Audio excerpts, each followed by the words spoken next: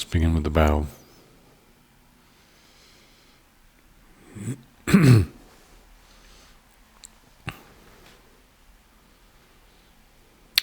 evening, everybody. Welcome to our podcast. Welcome to our live stream of this week. Very much on my mind and probably on your minds is the world situation and the right now the tremendous suffering that's going on in Europe with the killings in France, and combined with that the situation with migrants. I've been in touch with my friend Denise, who is a French citizen, and I met her when I was 18. We've been friends, since that time. And it's very, the whole really country has been turned upside down, and her family members, some in Paris, and have been affected. And there's tremendous fear. And then the migrant situation is spinning out of control, and nobody really knows what to do, as you know. And I think within, the situation, we need to open ourselves completely and fully to the chaos and the fear and the suffering, which we also feel in a less direct way in this country right now with the refugee situation. And I think more than ever, our strong point in the practicing lineage is showing up for the world we live in, and through our practice developing a tremendous ability to make room for what's going on and to respond, each of us in our own ways, as seems appropriate and in line with our inspiration.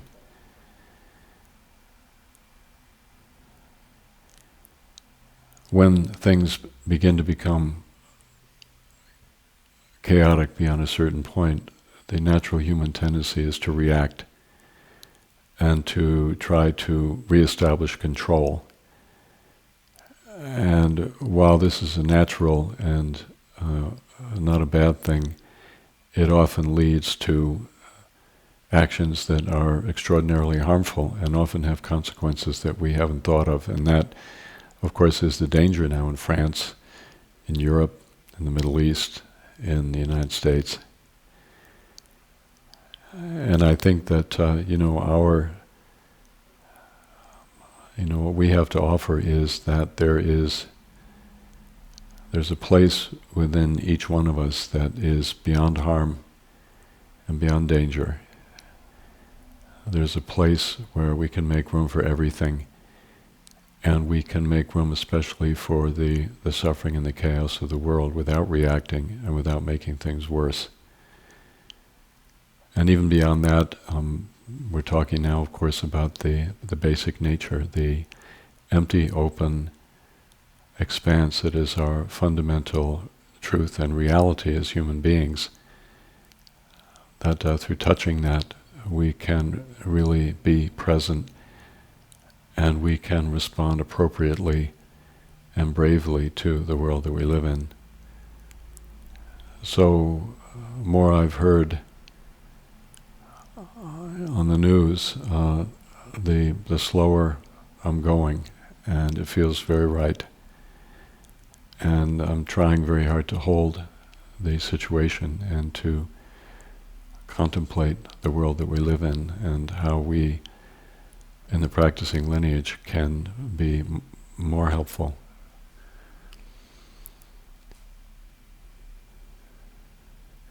So I invited Denise to watch this podcast, although it's 1:30 her time right now, to watch this podcast. I'm thinking of next week or the week after, to watch this live stream, the recording of it, and I want her to know how much I and all of us are holding her country and the French people in our hearts, and the other people in Europe right now who are so afraid, and including the migrants. And we're with them, we're with you. So I think tonight I'd like to begin with practice and have us do some practice. We won't be seeing each other for a little while. I'm heading off to Hawaii. We have next week we have Thanksgiving, so we won't have a live stream. And and then I'll be in retreat in a cabin that we have, in a house we have over there, retreat house, and for the next few weeks. And the plan is for me to do live streams from there, and the staff here has set me up, with equipment so I can do it. The one problem is the cabin is out on a point, and the internet service isn't really that great, so we're going to have to try it out and see if it works, but I want you to know we're leaning toward it, and we're hoping it's going to work out. Okay, so tonight let's do some practice for a while, and I want to go through the points of shikantaza. Shikantaza is the main practice in Dharma Ocean. And we do shikantaza, as many of you know, in a Vajrayana way. It's more explicitly somatic than the shikantaza that some of you are used to. Even though shikantaza in Chan and in Zen is very, very somatic, in Vajrayana we talk a little bit more about the different aspects of the somatic dimension. Shikantaza is really the container for all 6 yanas that we teach. In other words, if you studied various theorists, there are stages, always in all religions, of spiritual maturation and ripening. And there are different formats and frameworks. Within the Tibetan tradition, we identify 6 major stages of practice through which people can access, as they grow and mature spiritually and develop. Over time, they develop this, what we call Vajrabhati, that I've been speaking about. So shikantaza really is the centerpiece. And in the first yana, which is the ground yana, we develop the capacity to be fully and completely in our bodies, which, as you know, is necessary in our lineage to make the journey. And then in the second yana, the meditation yana, we start to do shikantaza. And we use that posture, the shikantaza posture, for the third yana, which is somatic descent, which is learning how to read the wisdom and the guidance and the indications of the body. We use shikantaza in the fourth yana, Mahayana, where we develop the sensitivity and the awareness and the ability to be fully in tune with knowing and receiving the being of other people, and in that way learning to love them. We use shikantaza in the Vajrayana, the fifth yana, and we use shikantaza, strangely enough, in the last yana, the final sixth yana, which is the yana of ordinary life, or the yana of the return.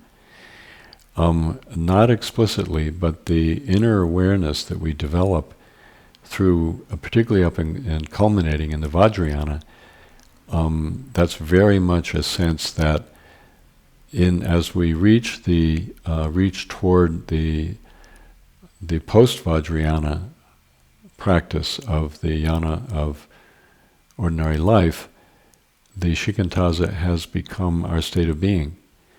It's a natural, it's spontaneous, and it's the only way we know how to be, is to be within the inner body, the Vajra body that's developed in Shikantaza through the previous yanas. And then we, with that sort of inner understanding and that inner self-possession that we develop, we're able to enter into the yana of ordinary life, or the yana of the return.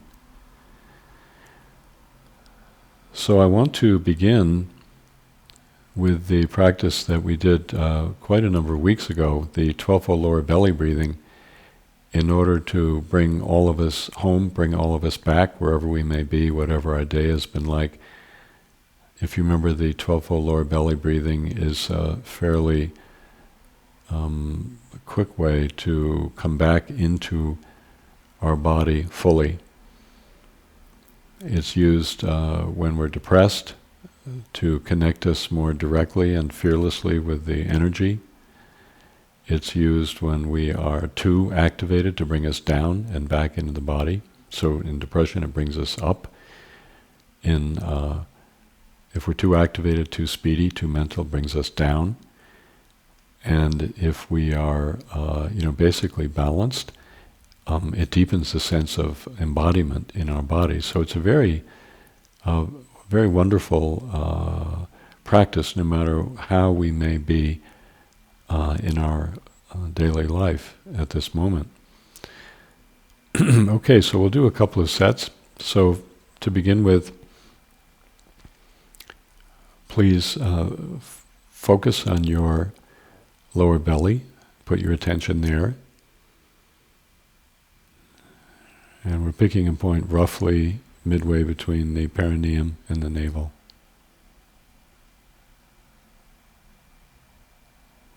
And then we're going to take a medium to full in-breath, and then very gently and slowly, but very thoroughly, we're going to empty out that in-breath, and we're going to squeeze down the lower belly so that it feels like we're emptying out every last cubic millimeter of breath. In that way, we're emptying out the impurities that cloud our awareness, that cloud and obstruct our ability to be fully within the body in an open way. And then another medium to full in-breath, and this is a slow and gentle breath, and then the slow but very vigorous out-breath once again. Okay, so we're going to do 12 breaths into the lower belly. And again, you can do this sitting up as I am, or you can lie down if you wish. Okay, so please begin, 12 breaths.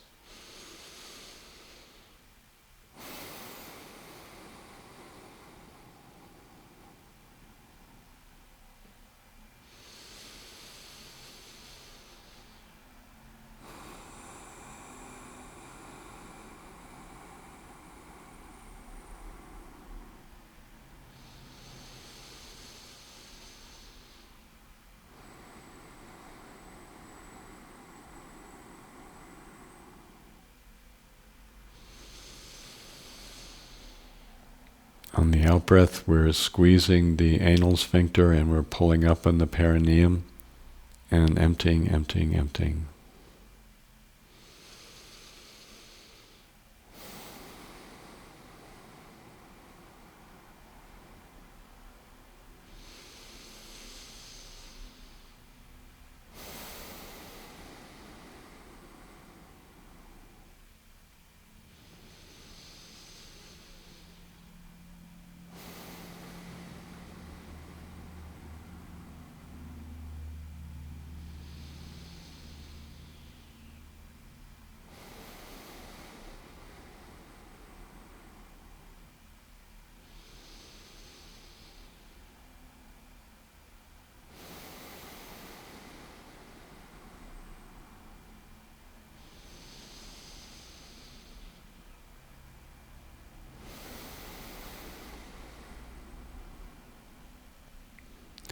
So as your lower belly warms up, you can exit even more fully the air in your lower belly.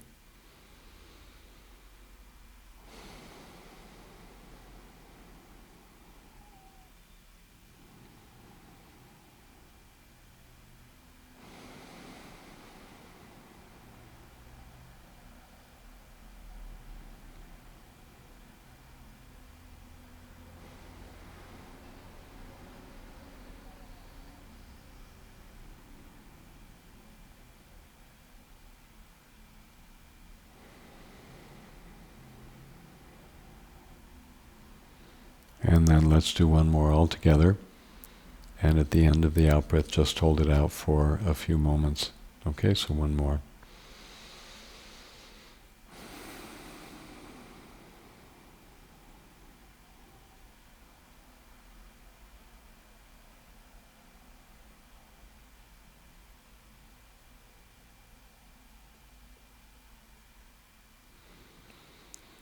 And then breathe naturally. And sitting now, or lying, feel the flow of the life force through your body. Having emptied out much of the debris of our stale prana, or our thinking mind's detritus, the life force flows from the basic state of awareness with much more clarity and intensity. See if you can see that.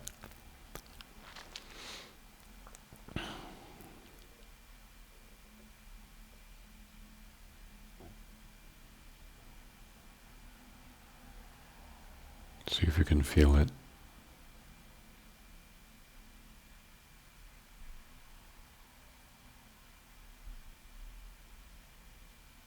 Okay, and then we'll do one more set of 12-fold lower belly breathing and empty out the pollution and the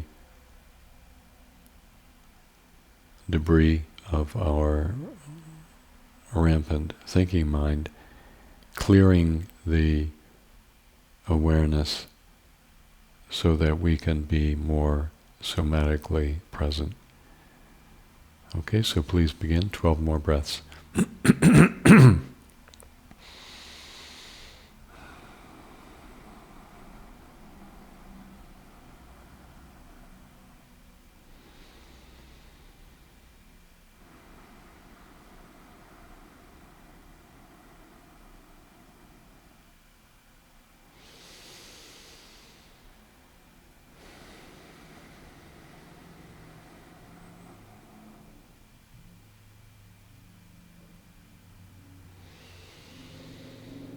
At the end of each out-breath, you can hold the breath just for a second out before you breathe in.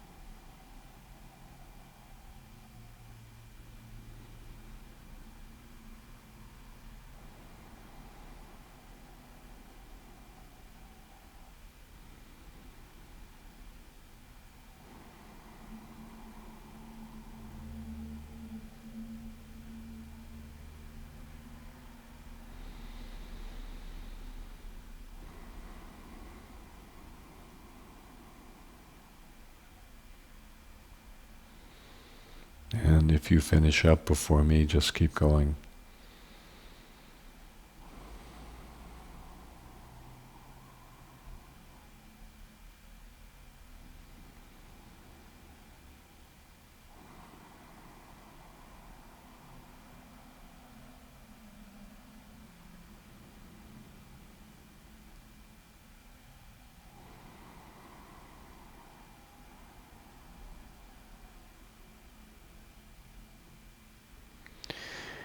And then once again, let's do a breath together. After you finish emptying out, just hold the breath out for a few moments.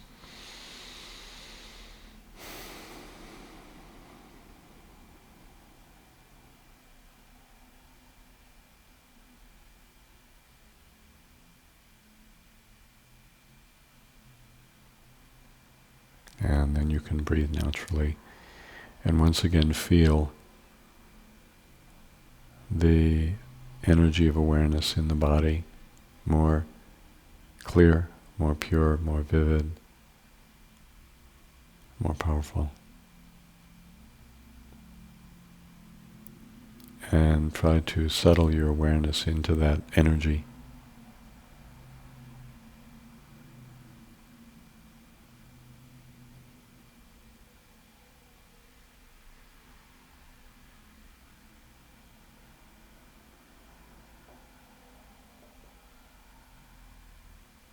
And as you're doing so, begin to breathe lightly into the lower belly.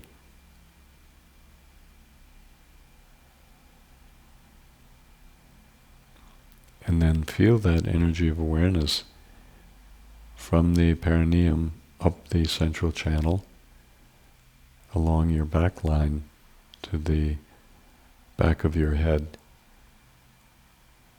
to the occiput.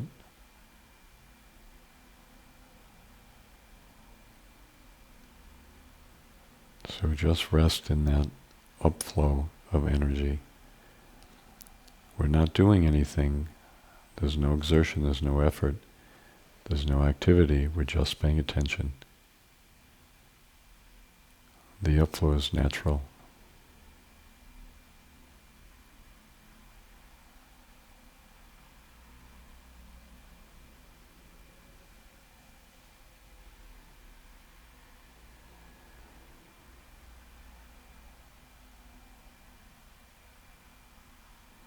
Adjust your posture so that the upflow is the most open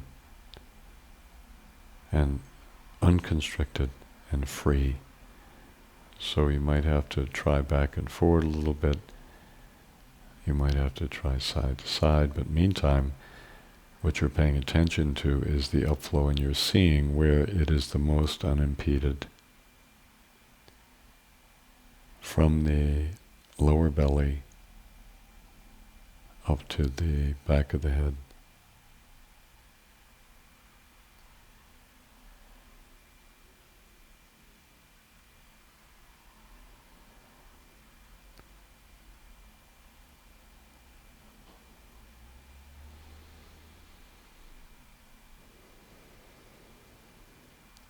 See if you can be aware of the back part of your central channel. The back part, the back margin of the awareness that is the upflow along your back line.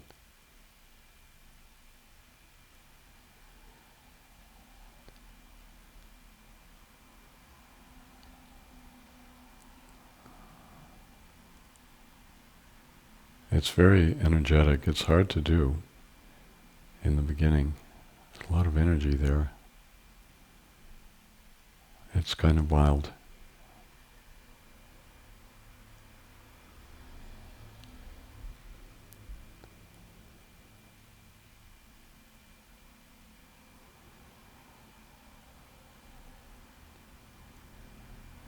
It's the energy of the world right now. We're tapping into it. Our awareness is the part of a field that includes everybody.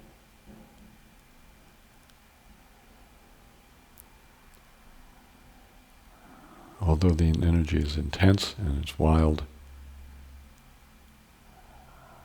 it's very pure. It's very sacred in its own particular way.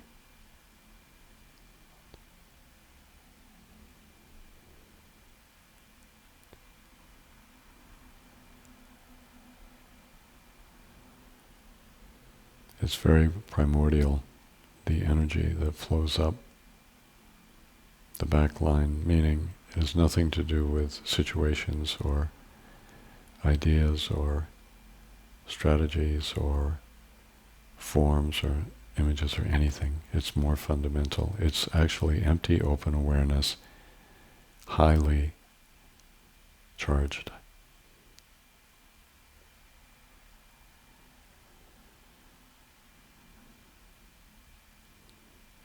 So feeling that, allow it to lift up your head, the back of your head, lifting up toward the heavens, just riding the energy up, which creates a sense of elongating the central channel, elongating the upflow.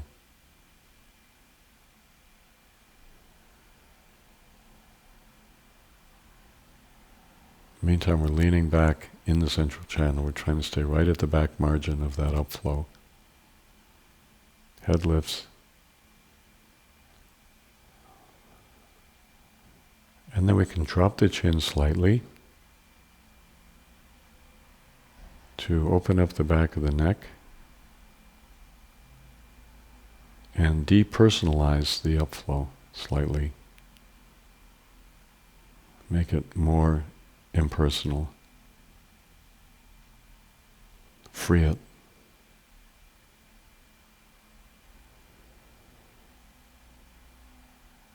Dropping the chin slightly and then dropping it a little too much and see what that feels like. Starts to feel tight, so then we lift the chin slightly. So it's really opening the back line further.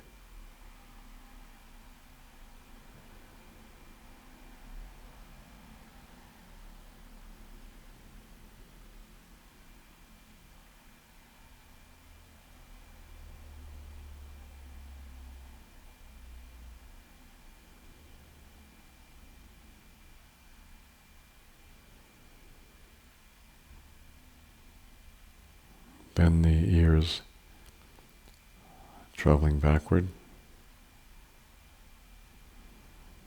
toward the shoulders, toward being over the shoulders,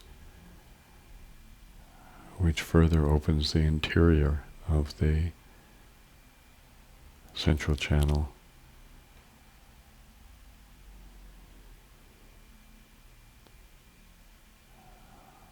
And the energy becomes more primal in its feel. And then opening the back of the head and allowing the energy to flow to the occiput, the bump on the back of the head, and let the occiput receive the energy of the upflow and open.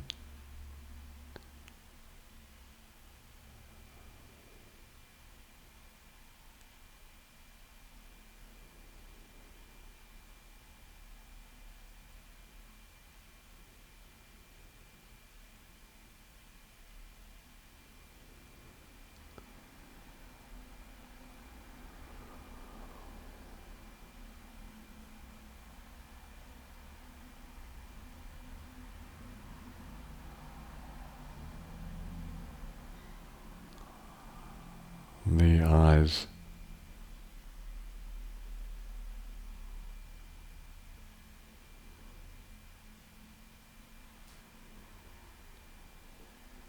feeling the optic nerve at the back of the eyes and feeling the energy of awareness flowing up to the back of the eyes.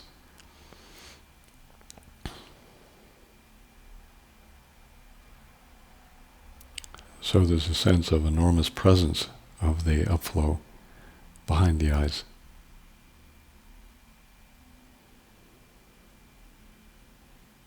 And that we see from the open, empty space of the central channel, rather than from intentionally from the front of our eye, we're seeing from the back. The eye receives infinity of appearance when we rest in the back line, behind the eyes.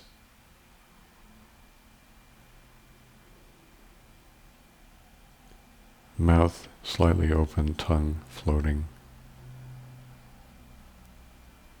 Notice how that opens up the whole upper part of the central channel even further.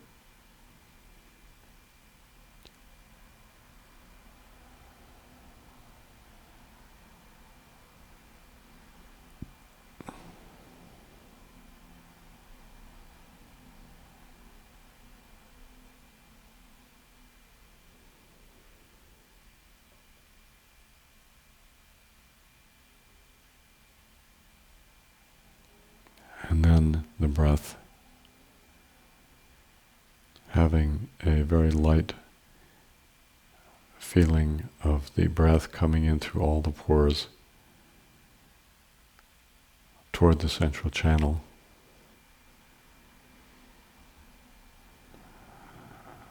And the feeling that we're breathing in awareness itself into our body through all the pores and into the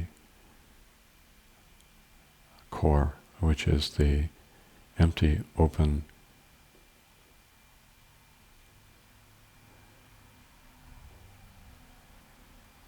central channel. So very light touch of whole body breathing. And on each in-breath, the space in the central channel becomes energized and brighter and more open and more powerful.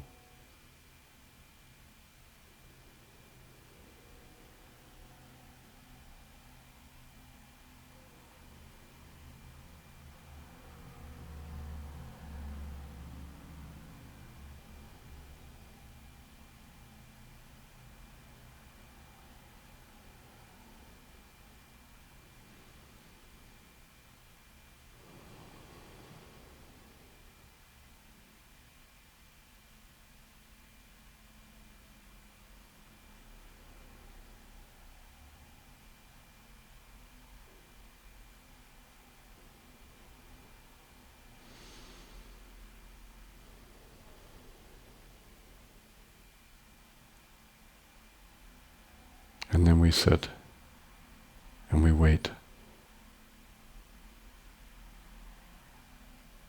And then we sit and we let go of the waiting.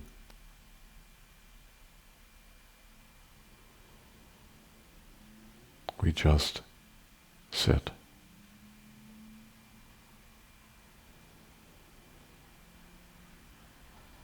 Identified with our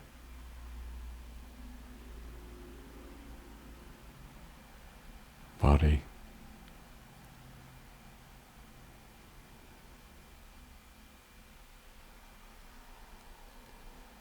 And its empty, open core.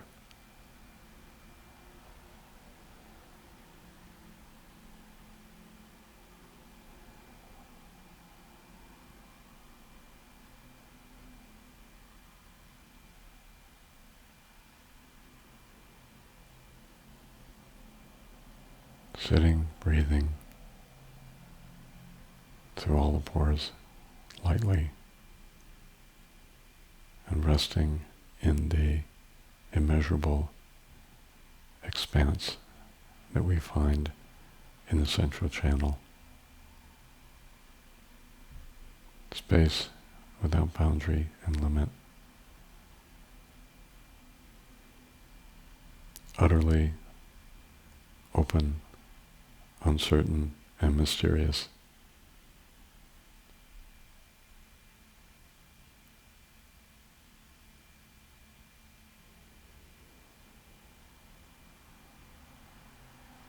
Enjoying, as Hangdra says, the center.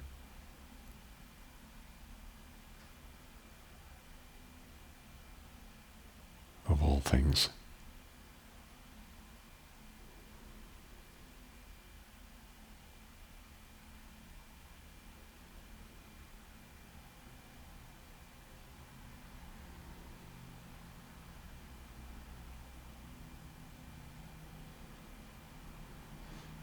If your mind wanders, let go and come back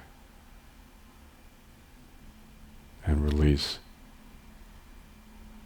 and dissolve into the backline, the upward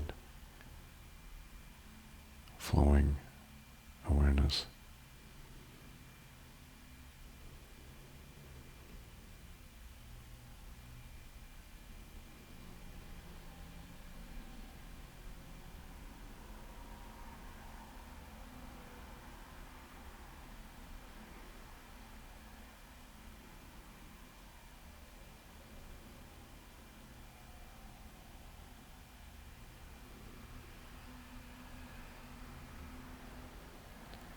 Sitting in this way and feeling the many, many practitioners from around the world who are sitting with us at this moment, as if we were in one great meditation hall, sitting and being and breathing together.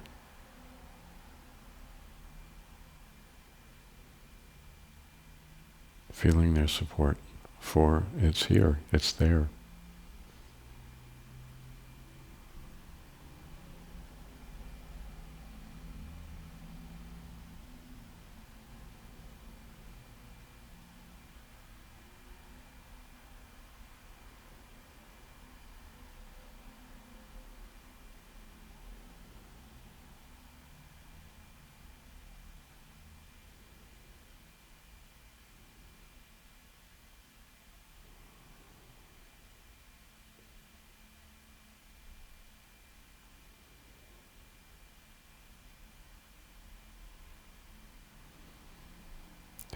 Okay, wonderful. We are a community of 80 countries on this live stream. Many, many hundreds of people. And as we've discussed, wherever we are practicing, we are connected with each other's practice. Space is no issue. Geographical separation is no issue. And it's truly, I feel, when we do this, we're all sitting in the shrine room at Blazing Mountain in Crestone, although none of us are, but that's how it feels. It's quite real, although there's no explanation and no precedence for it. It happens to be real. So thank you very much. So just a comment about our world situation on this side of our practice. When we are only aware of the ego mind, as in fact most of us are, the essential position of the ego or posture is one of paranoia and defense. And it reacts, it's very reactive mind. And when that is the dominant feature and we're not aware of anything else, and we're operating exclusively out of that when we're threatened, when something happens, either personally or in our family or socially or in this case globally, the initial experience is one of tremendous pain. We feel pain. We feel afraid. We feel vulnerable. We feel exposed. We feel tremendously unsafe. We feel, a kind of we've lost our ground. We're falling through space. We have all kinds of feelings. And when the ego is the only reference point, then there is a defensive reaction to those feelings and we cover them over. We're not able to stay with them because they're too threatening. And typically, in our personal lives and also in our social lives, we react with attempts to control, and they could be quite mindless, and with aggression. We push back, we want to kill, we want to hurt, we want to basically banish the threat.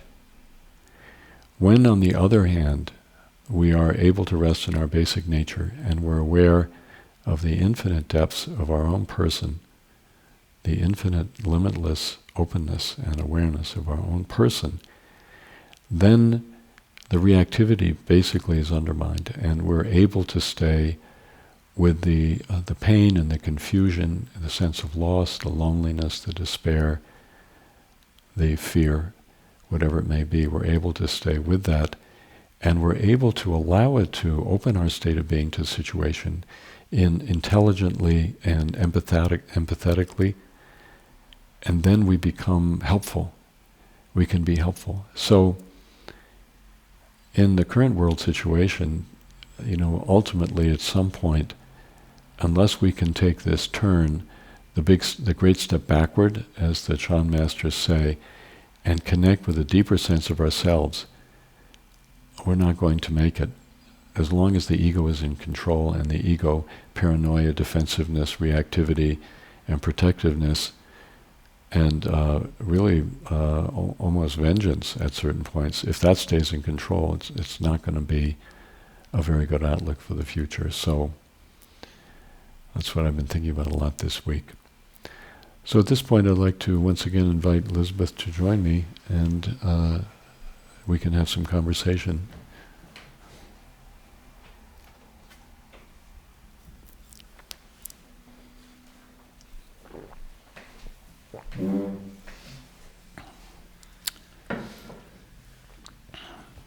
Good evening.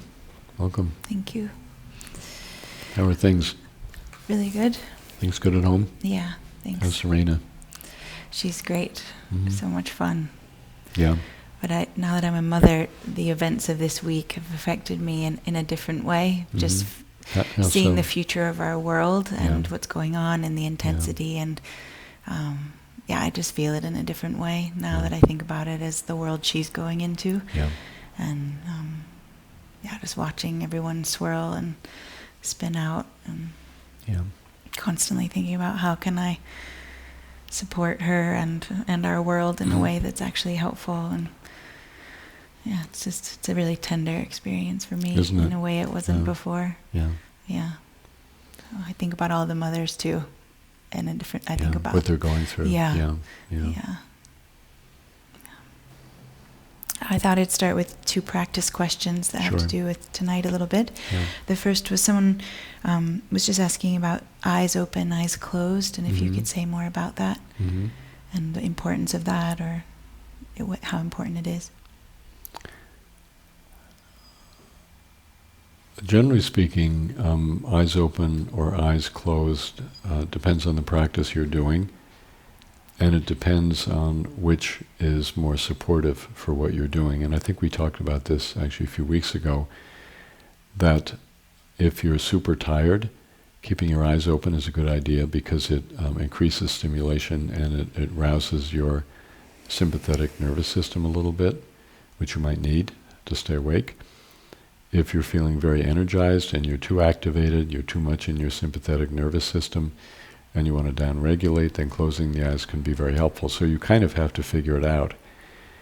In the long run, in our lineage, we talk about eyes open because the eyes are able to, of course the eyes can see in ordinary visual sense, but in a deeper level, in a way, as we saw tonight, with the when I was doing the practice of feeling the central channel behind the eyes and allowing our vision, our sight, or allowing what we see to come from there, when we do that, then we are able to connect with the energy of the external world in a more open and direct way. In fact, there's a pathway that goes into the eyes and it goes down to the heart. And in the long run, it's actually the heart that sees. And it's helpful to have the eyes open. It's not essential, but it's helpful. And,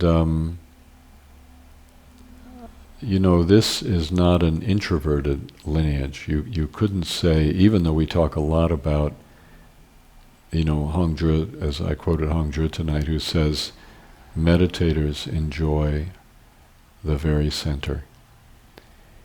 At the same time, when you enjoy the very center, when you come to the very center of your state of being, the center of your awareness, then your state of being opens to the entire universe. And the whole feeling of opening is greatly assisted by having the eyes open and going beyond what you see and going beyond the kind of reactivity that the normal eye has. So in that case, then, in the long run, eyes open means further opening our state of being. And at that point, particularly in the Vajrayana, and especially in the sixth yana, the yana of the return, or the yana of life itself, then eyes open is the way to go.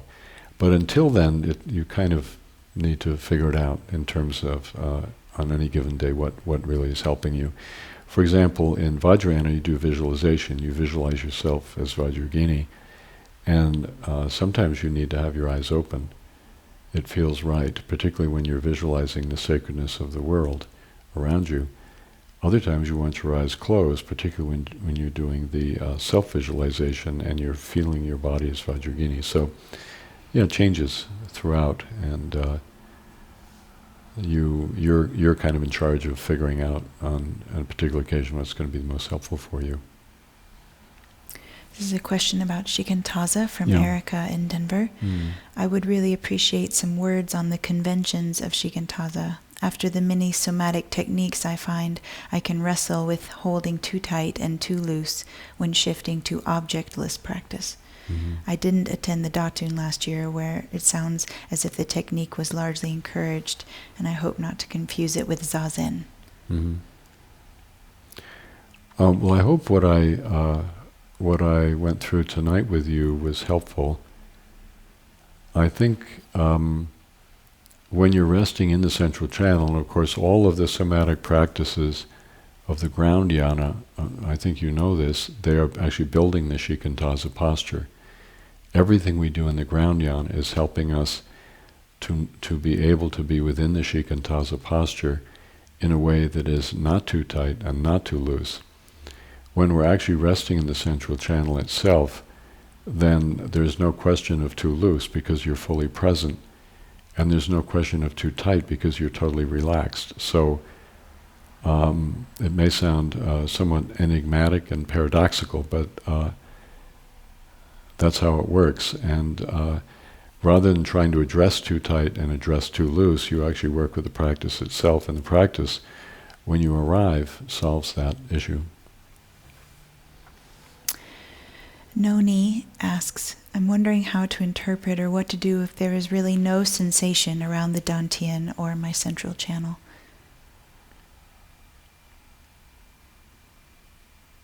Well, developing the neurological capacity to feel any part of our body takes time. And there's a saying in neurobiology that use it or lose it. But when you use it, you can gain it, you can develop it. In other words, if you are constantly putting your attention into your lower belly, although for a while you may not feel anything at all, just putting your attention there is going to set in motion a cascade of neurological events that will eventually lead to gaining sensation in the lower belly, and the same with the central channel. So, you're really, in doing the somatic practices, you're really changing your neurological structure step by step, but it takes time. It doesn't happen overnight. But the good news is, even like 1 minute of paying attention to where you think the central channel is greatly increases your capacity to feel the central channel. Anything you do, the growth of neurons is unbelievably subtle and precise and quick. And the moment that you attend to something, you're developing neurons in that area. I think that's one of the reasons people are so concerned about video games, because it's also true there, that when you pay attention to a video game, you're developing a whole complex neurological capacity that may not be in your best interest in the long run. It may be too isolating and too specific.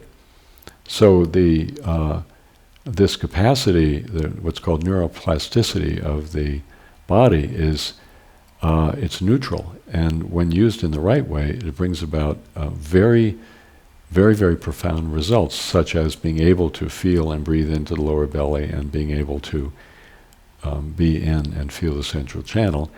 But if you're attending to something that is not wholesome, it's going to create pathways and habitual tendencies that work against your health and your sanity. So I just, take courage. It's a proven fact. Any amount of effort you put in is leading you in the right direction, towards being able to feel the lower belly and feel the central channel. Yeah, don't give up. I had a patient today, I referred him to do the 10 points practice. He has a lot of back pain and leg pain, and I thought it would be helpful, and he turned it off quite quickly because he couldn't find his toes, and he got really frustrated. Yeah, it I was is trying to just frustrating. be encouraging. He said, start with your feet, and then maybe try to find your big toe.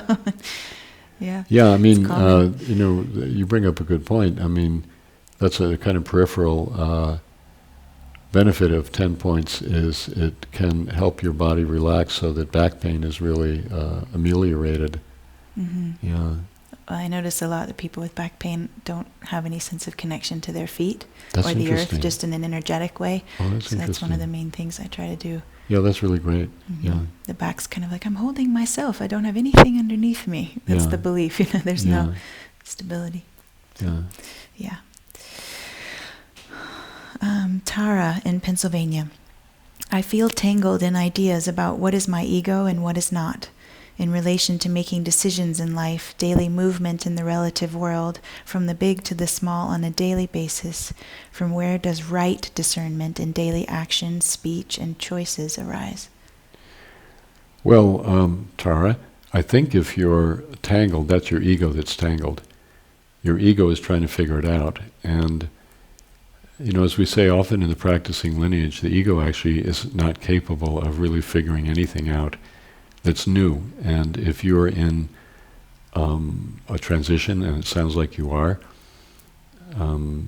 basically you need to work on learning to be in your body and listen to your body, because the voice of the body and the voice of the active, chaotic, confused, tangled thinking mind are very different voices. The thinking mind, of course, speaks much more loudly, and often that's all we can hear.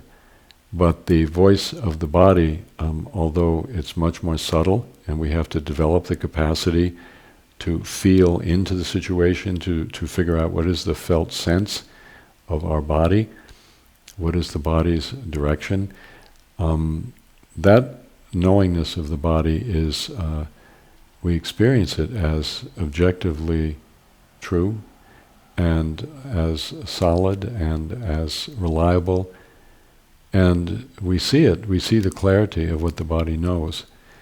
So my suggestion would be just, do a lot more work with your body and develop much more of a sense of how your body feels in different situations, and then if you can, at some point, learn somatic descent, which is it's the third yana, and it's a very specific series of techniques for learning how to read and listen to and understand the unique language of the body, which is not thinking language, it's different. This is in the same vein. This is from Jnana Deva in London. I frequently feel a tension between making choices in my internal and my external world. When is a new working or living situation just a false refuge? When to just stick with things as they are and to plow on with practice? That's what I've done for years. Is chaos always a good thing? When we talk about letting things fall apart, are we referring to our internal or our external world? Mm-hmm. Well, I think once again, when the ego is trying to control things and get it right, we're not really relating to our life.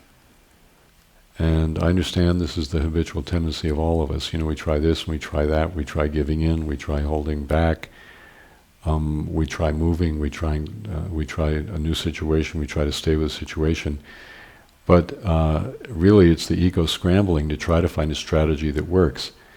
And what we need to do, fundamentally, is begin to tap in to the wisdom, the unconditioned primordial wisdom about what's appropriate that's within our body. And once again, I would recommend the practices that we do, and particularly somatic descent, to train in that way. And that, I think I told you, that program is coming out very soon from Sounds True. So you'll have I think it's 12 or 13 CD training program in somatic descent. And in the meantime, I think you can find it on the website somewhere. Yeah. Yeah. Where is it on the website? It's on the introductory teachings page. Yeah, introductory teachings page. What is it? Is it a guided meditation or what? Mm-hmm. Okay. Video and, Oh, a video too? yeah. Oh, okay, great. Is it me or Caroline or? It's you and Caroline. It's Caroline. You and Caroline, both of you? Oh, both of us. Okay. Yeah. I mean, so give it a shot. But what we're trying to do is drop underneath the conversation that ego is having with itself all the time and access the natural awakened quality of the body and what the body knows in all kinds of situations. I mean, when I get stuck, I do somatic descent, and I usually do it lying down, in the most passive position possible. You don't have to, but that's what I like. Some people do it in a rocking chair. Some people can do it sitting up in the best way. But we're talking about tuning into the knowingness of the body in relation to certain situations. And it's a very, very, very, very powerful way of finding out what your deeper self knows about the direction you need to take. So give it a shot. Check it out on the website and try it. Dominique asks, do I always need to wait until my ego gets tired? Can I just ask him to disappear for a while? Well, this is the beauty of shikantaza. When you do shikantaza practice, the ego is always disappearing.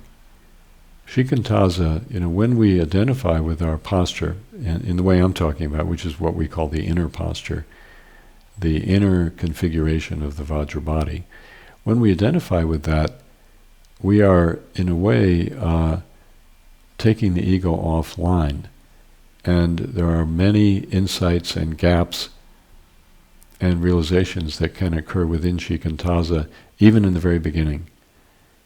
And I know the question, there's some humor in the question, but you can talk to your ego and you can ask it to step aside. That's very legitimate. The ego is a living force, in a sense, in you. Dominique in Eastern Europe. Sometimes when I put attention in certain parts of my body, for example, my big toe or my foot, I feel my attention may affect this specific part of my body, and I don't know if it's okay. There's a sense of exaggeration and very intensive focus. Sometimes my attention is more like a field or like a laser, and I feel it is generally better. Sometimes the mere act of attention creates tension, for example, in the chest. Do you have advice about this? Well, attention never creates tension, but attention brings our attention to the fact that there is tension. In other words, I can be walking around, doing my day, and I think everything's great, and maybe I have to sit down and wait for somebody, and then I come to my heart and I realize my heart's actually very tense. Well, bringing my awareness to my heart didn't create the tension, but it helped me become aware of it. So I think that's generally true throughout the entire body, that bringing your awareness to tension simply has the result that it makes it conscious, whereas before it was unconscious. And it's a good thing, and it's also a step toward being able to relax that tension. It is true that in that way, it is true that bringing your awareness or your attention to your tension does change that part of your body. It makes it, you become much more aware of where you're holding on, you can begin to relax, and as we know from experimental evidence, when you begin to relax, then the oxygenation of your cells increases, the flow of nutrients into your cells increases, your ability of your cells to communicate with one another through our neural pathways increases. So it does have a profound effect on the body, and that's also a good thing. Yeah. He also talks about, he has a buzzing, dense feeling in his body, and he's wondering, he thinks that you're saying in the instruction that that's tension that he should dissolve.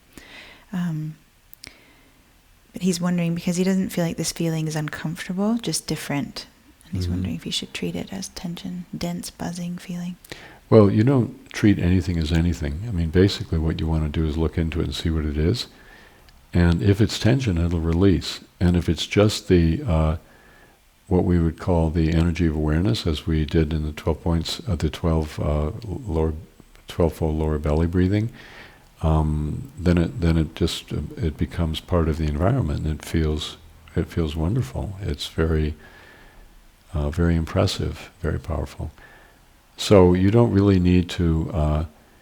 We have to keep the ego out. We have to keep the judgmental mind out of the somatic practices. You simply attend to things fully and completely. You enter into them and they see, and then you see what happens. It's a little bit like when you make love with your lover, that if you come in with ideas about what's supposed to happen, it's going to inhibit the communication. Whereas if you go in with a completely open mind and you don't have any assumptions or presuppositions about what's supposed to happen, or who this person is, or how they're going to behave, then real communication is possible. And it's the same exact thing with the body, in working with the body. Leave the judgmental, discriminating, labeling mind aside when you do the body work, and allow your own naked awareness to perceive and grasp what's happening, and to be in communion with what's happening in your body. And you can't go wrong if you do that. This is Teja or Teja. Mm-hmm. I have recently been moved by Reggie's talks on recovering the wild in our practice. For me, it is a big relief to hear someone talk about this point that I feel is under-discussed and completely unintegrated in our culture.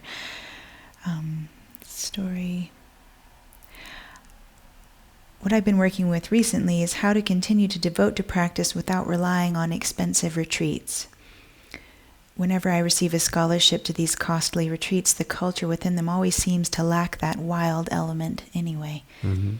So the question I continue to live with is how to be a wildly honest practitioner in our modern world.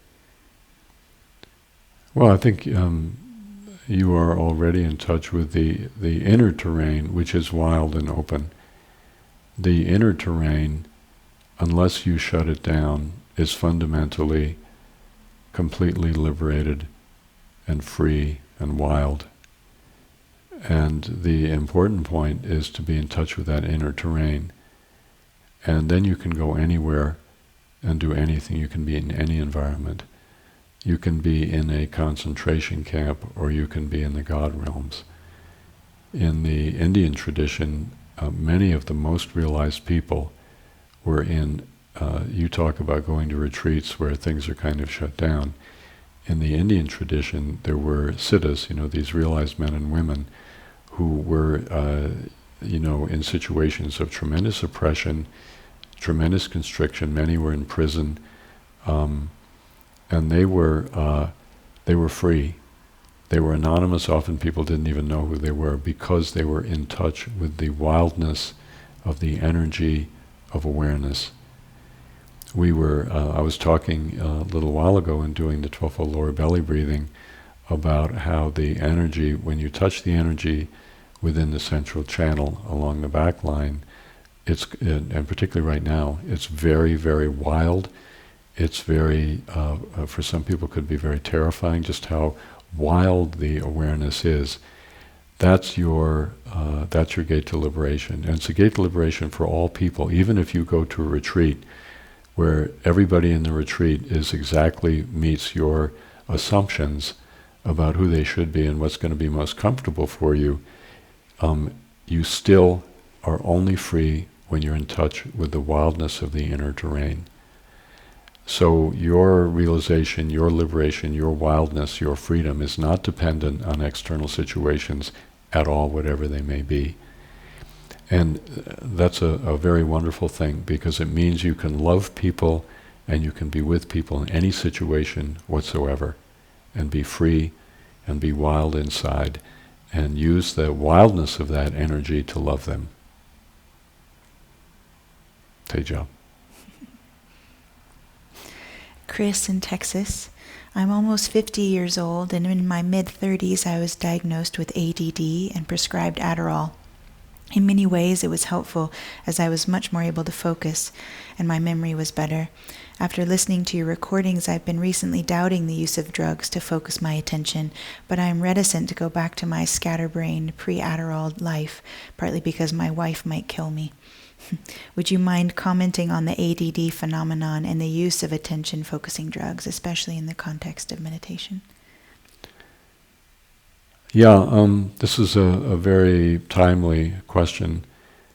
There's a movement now, there's a book that was written recently, it was very, very interesting, I think called Neurological Diversity or something like that. And the movement is that there are different kinds of minds.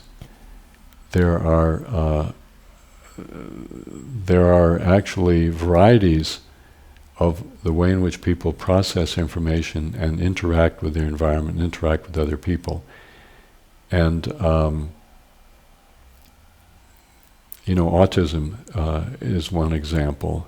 ADD might be another example. There are probably many examples. And I think some people are beginning to feel that what we call normal is just one of several different styles of operation. And we pathologize, because most people in the world operate in a certain way, then people who don't fit into that norm are diagnosed and pathologized. And I'm not saying that there's a consensus about this, but the more I work with people, the more I begin to feel we need to actually start with who we are and then go from there. And a lot of the suffering that people have, people who have autism and people who have ADD and people who are seem to be depressed more than other people and people who seem to be more in their sympathetic nervous system all the time, and all the variety of human life. When any of those states of mind is pathologized, then it actually makes the suffering much worse, and it creates a tremendous amount of confusion, and other people are judging them. I mean, it's an absolute pandemonium of chaos happens. And my suggestion in working with ADD, of course I'm speaking in general terms here, so everybody's situation is different. But my suggestion, if any of us have a state of mind that is regarded by the conventional culture as aberrant, I would try to find an extraordinarily open-minded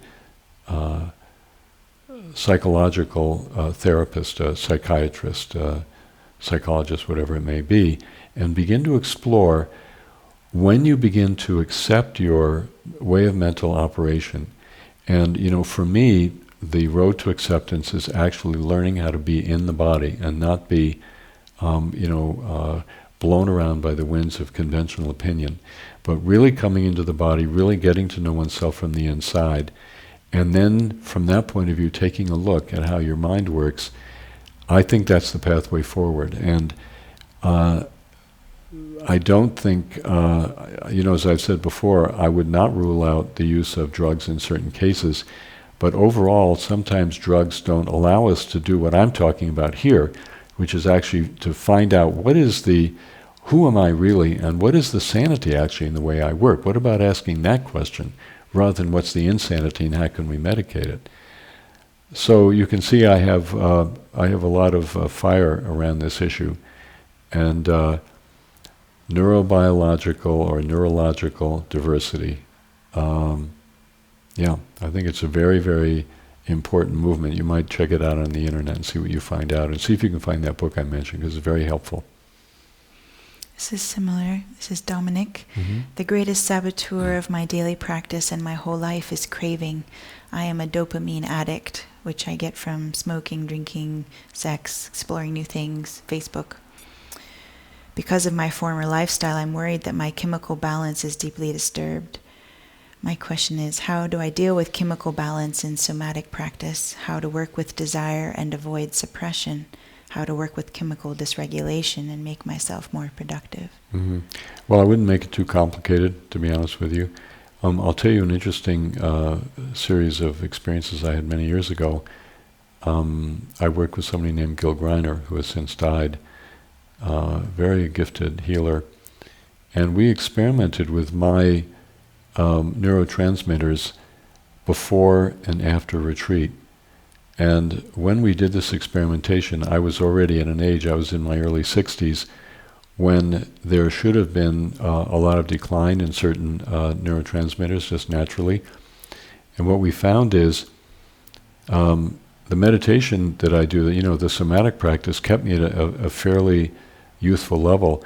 But when I went on retreat for, as little as a week, when I came back, my neurotransmitters were perfectly balanced. And the reason I'm bringing this up, we found this out year after year, and I'm bringing it up because it's very important to realize that a lot of times gaining a balance, in our neurobiology, it's not that complicated, and it doesn't require a lot of intervention. But what it does require, at least, in my experience, is you do have to relate to your body. You have to spend time with your body, lying down, whatever works for you, to get into your body more and more and more. What happens when you go into your body is you begin to live much more in terms of your parasympathetic nervous system. And your dopamine levels, I'm pretty sure, if you lie down every day, given the extreme that you're describing, if you lie down every day and do, 50 minutes of yin breathing, my guess would be if you had your dopamine tested in a couple of weeks, you would find it was greatly much more in balance. And I think you would also feel differently even after a couple of days of doing it.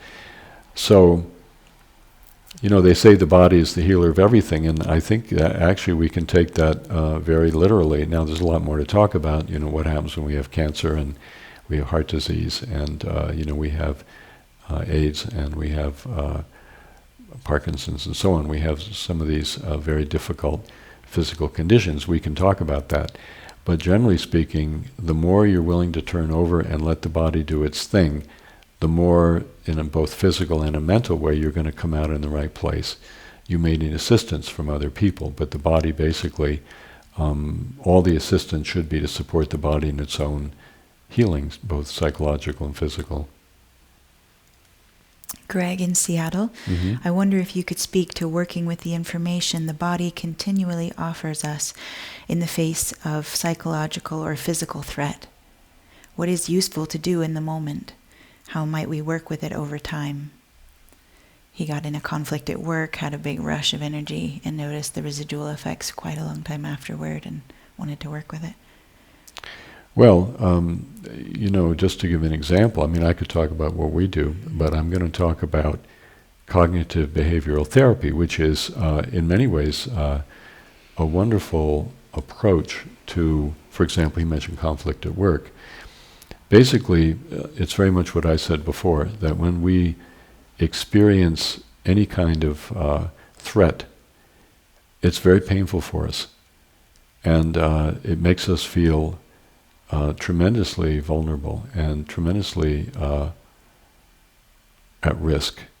And we tend to react with aggression.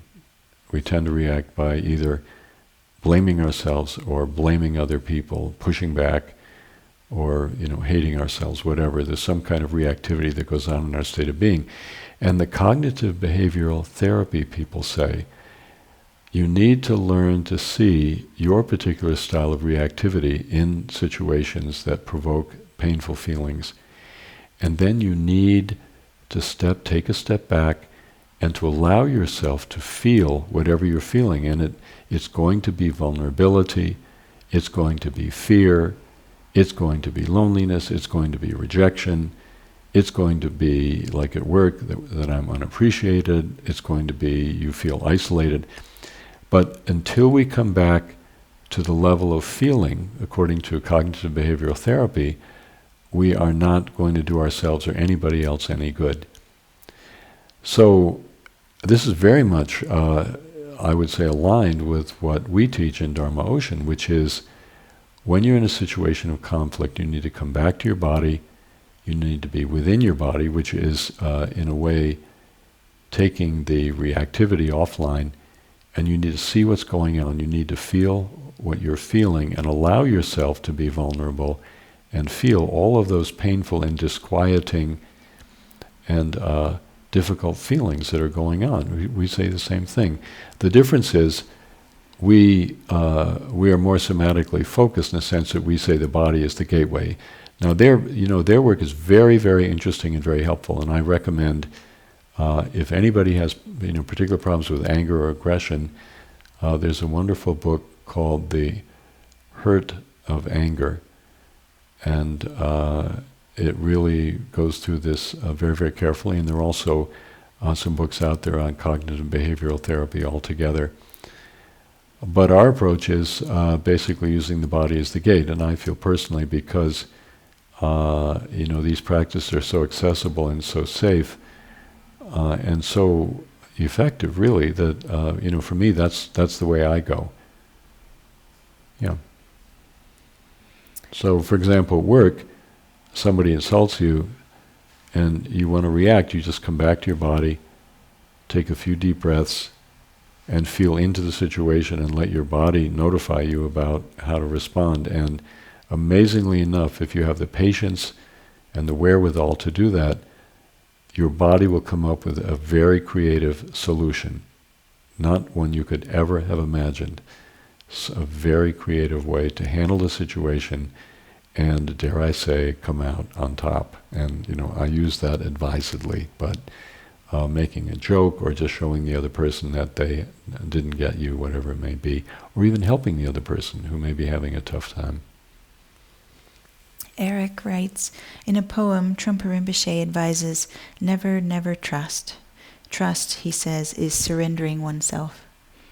Can you speak to what he might have meant in contrast to the trust and surrender that are supposedly necessary to the tantric path? Well, what you need to trust is your own experience. He's talking about trusting other people.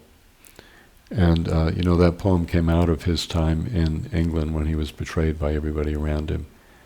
And, but the tantric trust is not trust that somebody else is going to be a certain way for you. The tantric trust is knowing that they won't, and trusting that situation, trusting the fact that you really can't trust any other people, and trusting your own experience in the situation of not being able to trust others. Your experience always is going to be your guideline, and that's utterly trustworthy. So I think that's where he was coming from. David in Denver. Mm-hmm. I hear what you're saying about meditation practice becoming an addiction. I find that I do my practice in the morning mostly because I know how awful I feel if I don't. It seems that I don't quite have the bandwidth these days to do much more. I'm not inclined to stop practicing, but I'm not sure how much of the gritty work you mentioned I'm actually doing. Any thoughts? Well, I think, the addictive quality of meditation is, in the beginning, is very, very good. And, it is true that if we don't practice, we're going to feel like hell.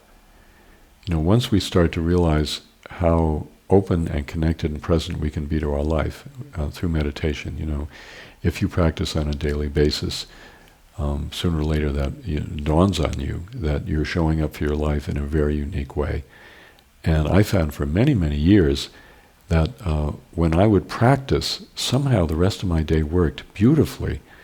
I was there for people. I didn't make bad decisions. My teaching went better. Everything was better. And when I didn't practice, it was like going to hell in a handcart. And that's Trungpa Rinpoche talked about that. That's a very strong, very good motivation for practicing. Later what happens is you love your practice. You love the space that opens up. You love the working with the empty, open awareness, and you look forward to it. All night long, you look forward to getting up in the morning and be able to sit, even if you can only sit for an hour. It's like the high point of your day, even if you have an incredibly busy and interesting life. But in the beginning, the motivation of fear is actually very, very good. It's a very good thing. So congratulations. I'm really happy to hear about it. Camille, could you please explain the role of offerings in Buddhism? I have not been able to get my head around the intention or the faith that must be required to make shrine offerings, prostrations, feast offerings, etc. Well, I would say two things. First of all, maybe if you can't get your head around it, you shouldn't do it. Maybe you should set aside those practices for a while and simply practice. simply meditate. When you meditate, it's said in the tradition, the greatest offering you can ever do is to sit down and practice for an hour. Because that's an offering to the Buddhas, it's an offering to all of the beings throughout human history who have sacrificed so much to keep this tradition alive. It's an offering to yourself, to your own life. It's an offering to the world you live in. It's the greatest offering you could ever give. And, sometimes because we're told by some of the traditions that we should do these other kinds of offerings, we actually don't make the most important offering of all, or we don't respect it enough. Once you learn how to offer yourself in your practice, then other offerings can be an extension of that fundamental inspiration. But external religious activities on their own really are worthless. They really are worthless. And I know more or less all the religions of the world will emphasize external acts of faith, or external acts of giving money, or external acts of doing practices in a certain way. But until you are able to offer up your ego into the fire of awareness, which is what meditation is, external actions are not only worthless, but they can be a distraction from what we really need to be doing. And now that's the teaching of the practice lineage. That's great. Robin in Thailand. Mm-hmm. I'm dreaming that everything I do keeps falling apart. It kind of feels like dying. Any advice? He's been practicing for a number of years with us. I think it's true. It is like dying. Yeah. There's a book called The Grace in Dying by Dr. Singh, a woman, I can't think of her first name. Do you know? Does anybody know? The Grace in Dying, in which she's a practitioner, a long-time practitioner, and works with dying people. She says the journey we make in practice is replicated in the journey that dying people make in their last days or weeks or perhaps months. It's the same exact journey. We as practitioners, dying people basically, according to her work, this is a very, very wonderful book, which I actually want to talk to you about at some point. But people who are going through the process of dying, according to her, go through a universal process, if they have time, if it's not sudden death, which is, beginning to let go, beginning to relax, beginning to connect with a much bigger space, giving up a lot of the agendas, having to give up the agendas and activities and habitual patterns that they've engaged in their whole lives. They basically, step by step by step, have to lose everything. And what happens is they begin to come into the space of the infinite, eternal mind that is underneath everything else. And she's seen this over 20 or 30 years of working with dying people. This is what happens. It's what happens. And we as meditators are actually going through the same process, exactly the same process. The difference is, in many cases, we have years to work on it, but it is a process of dying. It is a process of falling apart. It is a process of losing all of our reference points. Trungpa Rinpoche commented that in the dark retreat of the Black Hati, you actually do go through the experience of death, and even down to the point of losing your sense perceptions, losing your psychological functioning, and you arrive at a point when you're nothing other than what's called the ground luminosity of our basic nature. And that's what our meditation practice is about. So Mrs. Singh, or Dr. Singh, basically says that the journey of meditation to realization and the journey of death are the same journey. So you're lining these up is very appropriate, and it does feel like dying because it is dying. It is the experience of dying that we go through over a period of years as practitioners. We can welcome it, and we can rejoice in it, and we can trust in it. And somehow, as Trungpa Rinpoche said, the lineage takes care of you. You come through, even though you feel like you've lost everything. You arrive at a point where you feel like you've gained everything because you've lost everything. So carry on. I think you're doing great. This is really happy for me to hear. So maybe one more? Okay. Max asks, I've been experiencing shuddering while doing the yin breathing. It seems to happen when I make contact with the space in the lower belly, especially when it feels like I'm starting to let go and tumble into it. Mm-hmm. It feels like I'm hitting a barrier of some kind. The epicenter of the shaking is in the low belly. When it happens, my torso and legs jackknife a bit and there's some trembling throughout my body. What is this all about? Yeah, I think, again, this is something we've talked about. When there is a certain level of disconnect between the unconscious and the conscious mind, when we start doing the body work, and especially we do it at a deep level, which, the in-breathing does bring you to a deep level, there is a kind of a jolt when the energy of the unconscious flows into the consciousness. And it's not really a problem. It's just how it goes. And I think the more you can be within your body, the less intense and abrupt the jolting is going to be. Use the word shudder, and often when we do practice, no matter who we are, at the moment that the energy enters the central channel, let's say we're doing the 12-foot lower belly breathing, at a certain point there could be a slight jolt or a slight shuddering at that moment, and that also it's similar. It's not as intense as what you're describing, but it's the same thing, basically. For all of us, we all go through that kind of thing. Maybe one more. This one's similar. Paul in England's asking about shikantaza. He says his body often begins to tremble. Mm-hmm.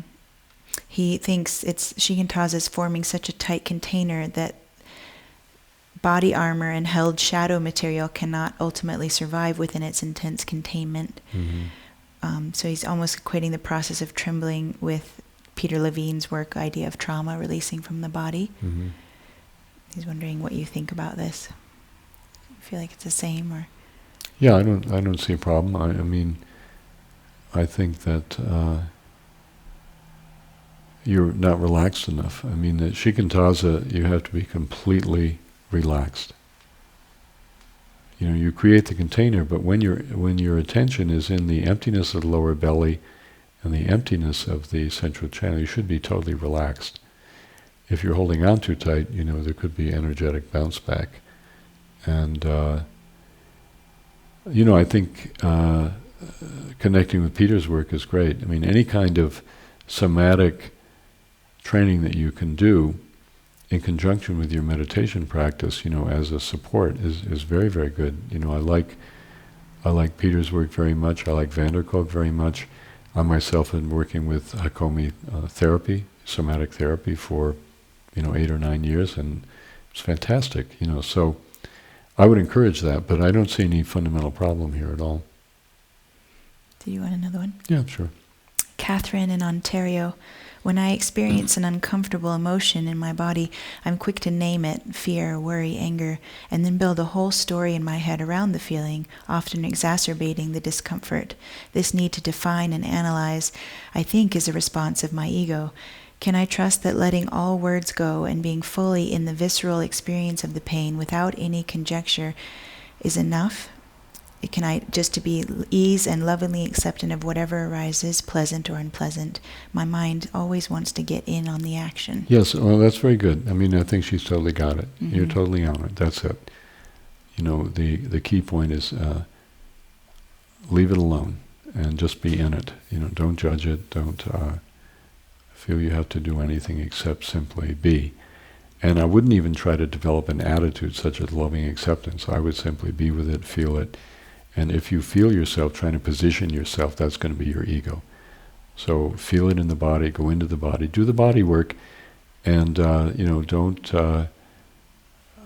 feel you have to do anything in addition. The body, this is one of Peter Levine's tremendous insights, that if you really actually allow the body to follow its own process, then whatever disquieting, discomforting feelings are going on with us, they resolve themselves. The body, as the Van der Kolk's, there's another book called The Body Knows the Answer. That's David Rome's book. The Body Knows the Answer. It's really true. Okay, friends. Well, it's as always wonderful to be with you. And we will keep you updated on the outlook for the future in terms of, so nothing next week, and hope everybody who practices the practice of Thanksgiving, which is everybody in the U.S., I hope you all have a wonderful Thanksgiving, and everybody else around the world, I hope that the next couple of weeks are good ones for you, and let us offer our prayers up to the unknown forces of life for all the suffering that's happening right now in our world. And we'll be in touch about what's happening in 2 weeks. And hopefully I'll be talking to you from retreat at that point. Okay, so let's close with a bow.